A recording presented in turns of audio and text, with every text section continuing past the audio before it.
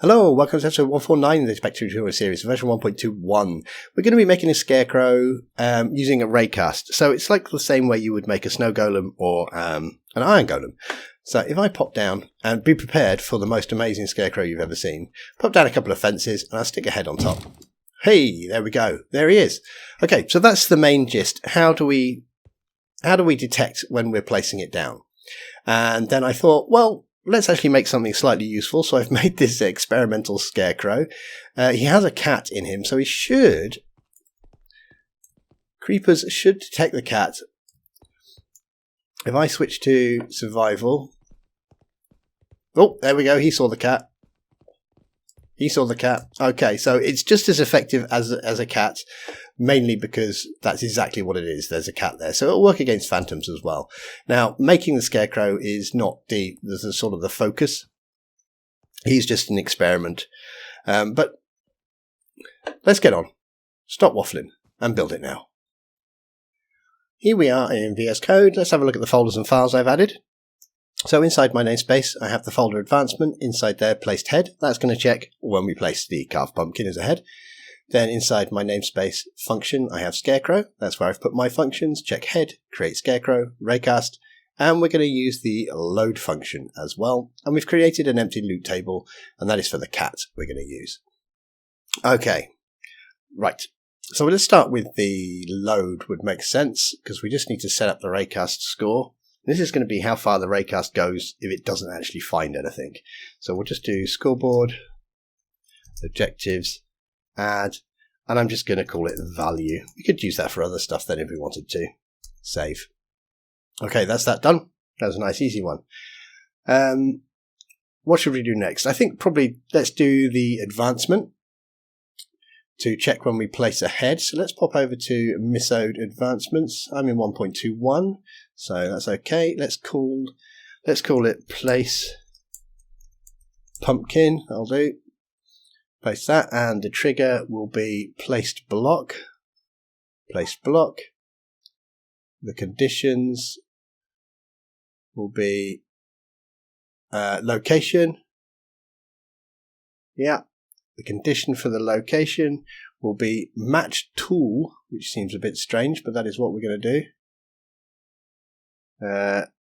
Match tool, it's right there. It's right there. Match tool. The predicate for match tool is we're going to check the item, which is a string, and it's a carved pumpkin I am placing, so we'll use that. Okay, that seems good. And the reward will be a function, so we'll just put a placeholder there for now. And we'll copy that. We'll take it back with us. We'll put it in here.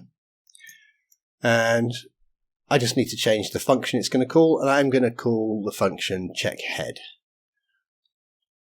So when we place down a carved pumpkin, we're going to look at it and we're going to run check head. In check head, let's revoke the advancement. Advancement. Revoke. For the player that got the advancement only. Start typing my namespace. Placed head. And then we'll just say placed. Done. Let's go back. F5. Okay, let's get myself a few more of those. Let's check it with one as well. Let's go into survival. Let's put one down. Absolutely nothing happened. Because we didn't do a reload. Okay, we want to check it with one in our hand. So put one down. And we got placed. Okay, so when I put it down, it says placed. It knows I've placed that down. But now we need to raycast and find where I placed it. Okay, so we know it works in survival. Let's go back to creative and get rid of those. All right, let's go back. So saying placed, that works. But we need to find the location of the carved head. Because if I did a set block here, it's going to be at my position. That's not what we want. So let's raycast and find the position. So let's go into set the raycast distance. So how far is it going to go before it gives up looking for a block? So we'll set this to scoreboard.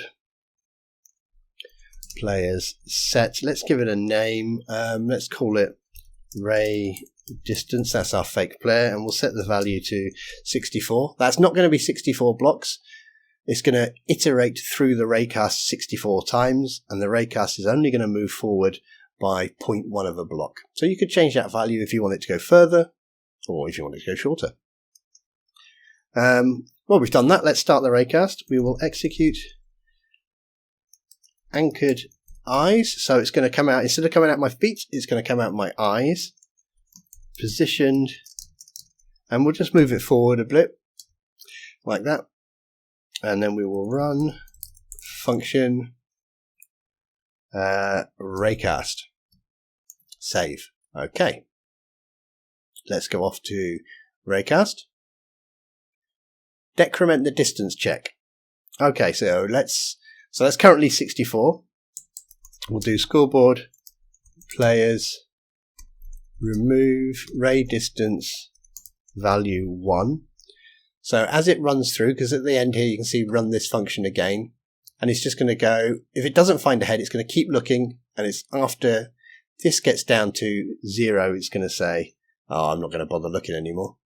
Now let's see if we can find the head. We will execute if block at the position we're at is a Minecraft carved pumpkin.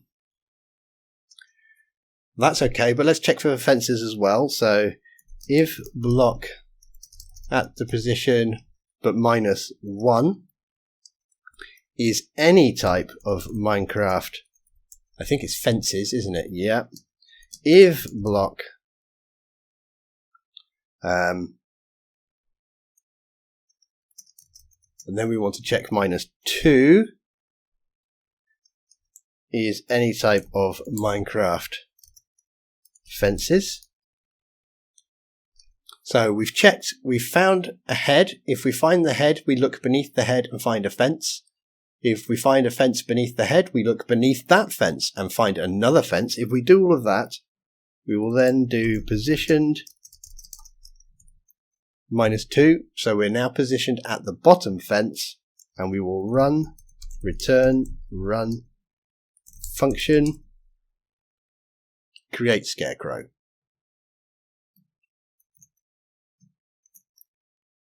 Oh, that's clearly not right, isn't it? Create Scarecrow, just want to copy the resource path. There we go.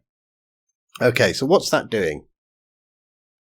What it's doing, let's have a little look. So we have this, and I'm just going to use that so we don't trigger anything. So it's going to look here and it's going, oh, I found the pumpkin head. And then it's going to go down and say, I found the fence. Then it's going to go down and say, I found the fence. The command is still executing up here. So we use the positioned to move it down here. So now the command is executing at this block, and we can place our Scarecrow there. Okay. But what if you haven't found the head yet? Well, we want to run the raycast again. So we'll execute if score ray distance value matches 1 or higher, then run a function. Can I type this? Yeah, oh, there we go. Look, that's handy. Okay, so if we find the head, we will run create Scarecrow, and we will exit the function because we have run, return, run. If we don't find the head, we are going to run this again. But at the moment, we're just going to be running it again in exactly the same position, so it's never going to find the head. So after our little matches 1, we will say positioned, just move forward, just 0.1 of a block.